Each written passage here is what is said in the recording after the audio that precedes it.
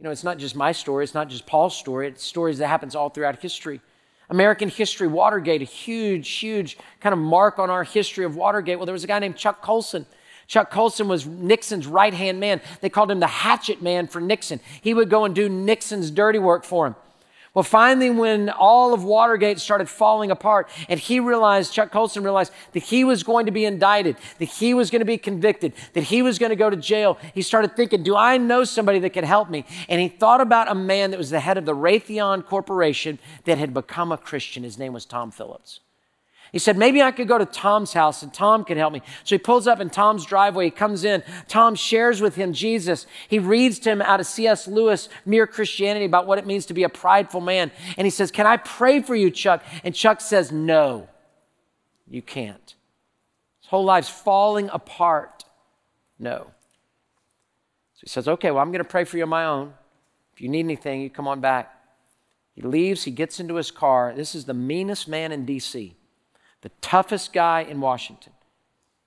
And he sits at the wheel of his car and he begins to sob. He can't back out. He can't move. He can't drive. He sobs and sobs and sobs and sobs until finally he says, Jesus, I need you.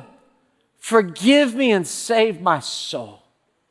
He's indicted, he's convicted, he goes to prison, he comes out of prison, and he starts a prison ministry that has changed the world, and he's passed on, he's in heaven, but he was one of the top, most influential Christians in all of our country.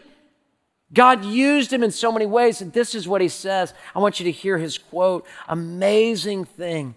He says, and all of this leads to the greatest joy I found in life. As I look back on my life, it's not having been to Buckingham Palace to receive the Templeton Prize or getting honorary degrees,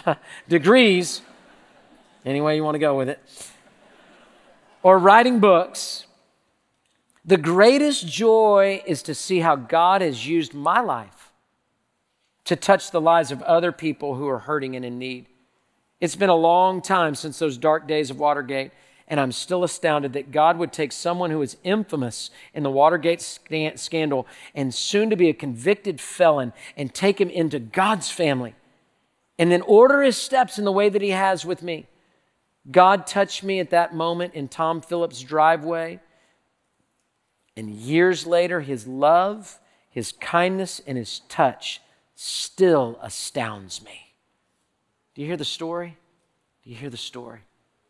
Paul says, this is what I was, this is what I am. Chuck Colson says, this is what I was, this is what I am. Pastor Greg says, this is what I was, this is what I am. You say, this is what I was, this is what I am. And the only one that makes the difference is Christ, who came into the world to save sinners.